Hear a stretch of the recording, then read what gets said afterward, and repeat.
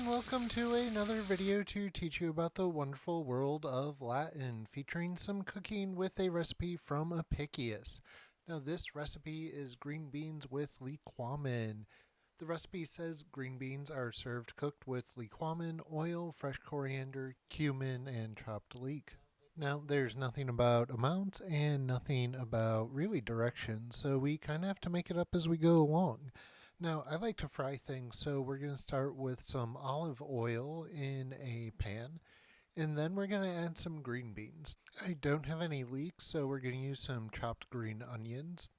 The oil's been heated up since I put it in the pan and when I put the green onions and green beans in. So now I'm going to wait a little bit for it to get heated up. Now that there's a little bit of sizzling, I'm going to add the other ingredients. So the first one is the liquamen. We don't have that quite, but I'm going to add some Worcestershire sauce and we'll see how that goes. And then we're going to add some coriander, some nice ground coriander. And then we will add cumin. And then let's stir this up, see how it smells with all of our new sauces. The Worcestershire sauce is coming in pretty clearly right there.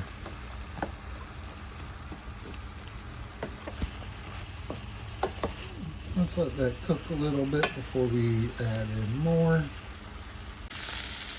So, not totally sure when it's done, but the smell of the Worcestershire sauce is coming through pretty clear. I balanced it out a little bit with the cumin and coriander.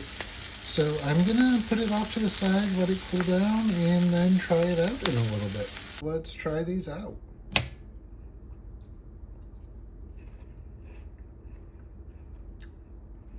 They're pretty good.